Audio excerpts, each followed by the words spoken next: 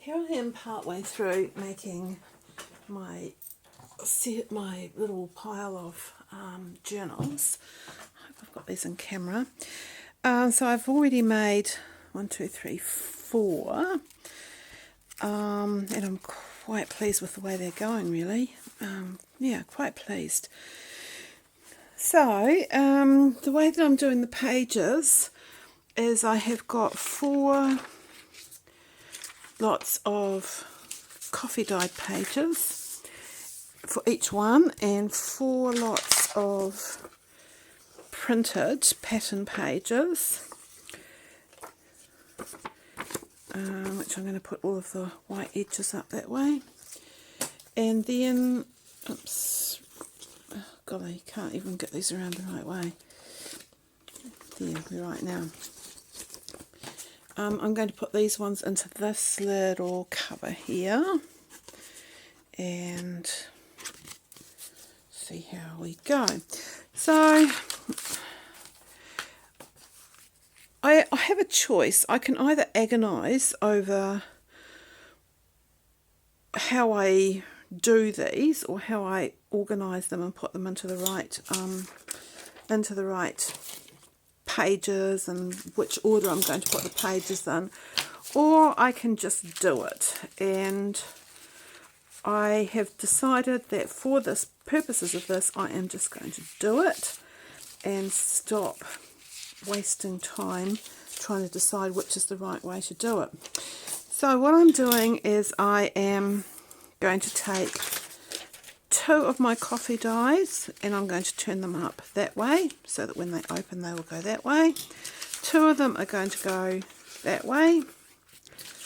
Do you see what I mean? So that when you're opening them, these ones will open onto the picture and these other 2 will open onto the blank page, but the picture will be on the other side. And I'm going to do the same with these. I'm going to do 2 upside down and 2 that way, and then I am going to take the 2 or 3 extra pages I'm going to put in these, and this one is going to be a sheet of tracing paper, or vellum as we like to say. I'm going to use this cute little paper bag, and I am going to use this page that I've taken out of a gardening book. It was the very first book that I've actually taken to pieces, and I found myself feeling very conflicted about actually cutting up a book, no matter how old and unwanted it was. I hate cutting out books, but anyway I did, and so this page is going to go in there as well. I'm going to put all of these together now, and then I'll show you what I've got.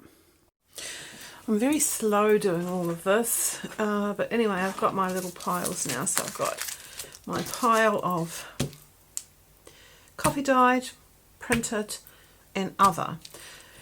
I do like to have one of these printed ones right at the very start, and then I'm just going to put one of these in here and put this one in next.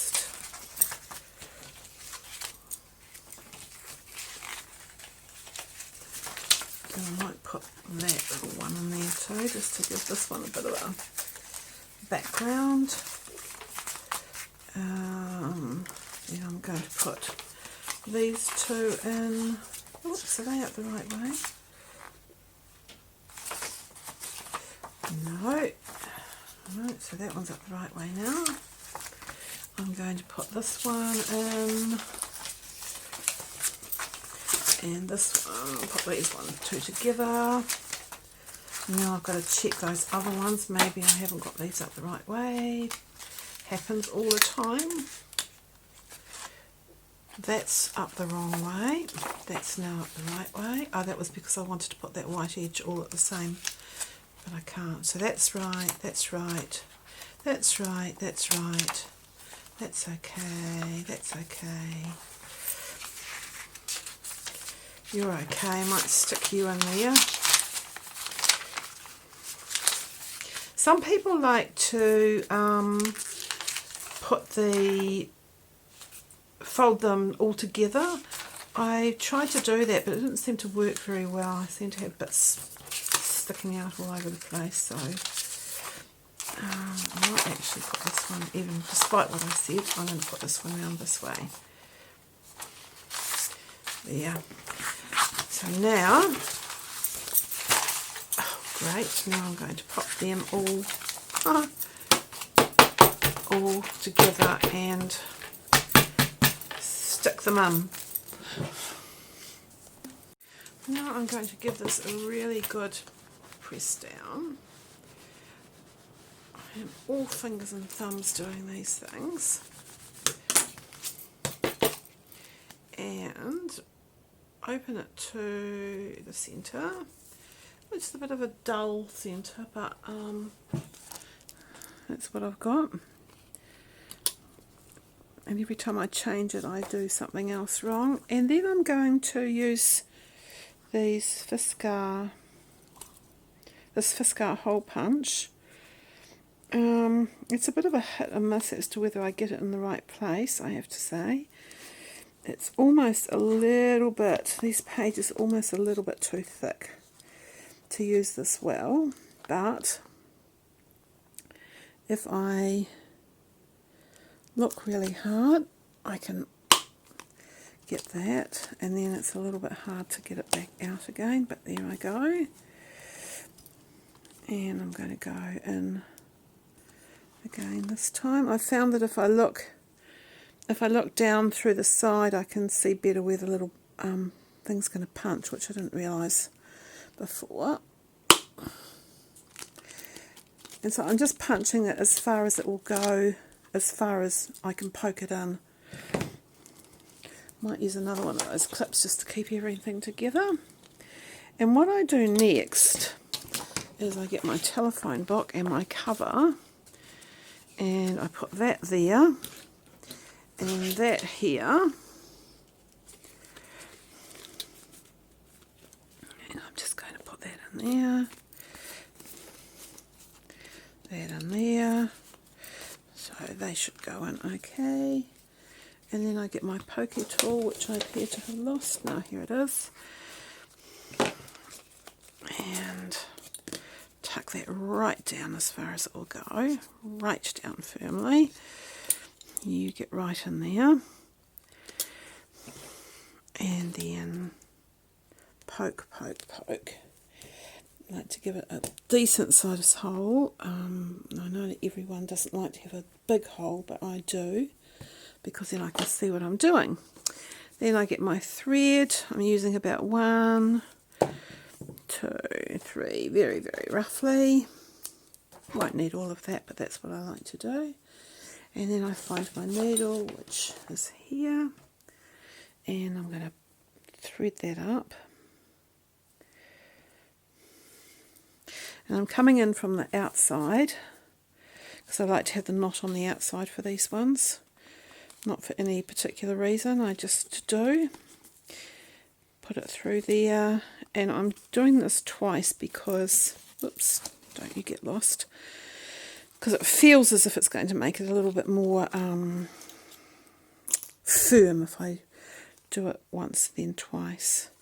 It's really, really easy to poke through these holes. I'm astonished at how easy it is, and that's why I've liked using the little hole punch as well. It just makes it that much easier. And then as you can see, things are never quite as easy as you'd want them to be. So I'm going to put that back in, give it a really good yank, and tie it off like that. And I put another knot in because that's what you do. Cut that off. I was going to leave these on for dangles and things like that, but no, just too difficult. So then close it up and give it another really good press with this bone folder. I will put these underneath some heavy books later on because that seems to be a really good way of doing it. And there's my little book. Oops. All ready for gluing in further embellishments. Just amazes me that these actually work out, really does. I'm going to make that into a little tucky pocket in there. Anyway, there we go.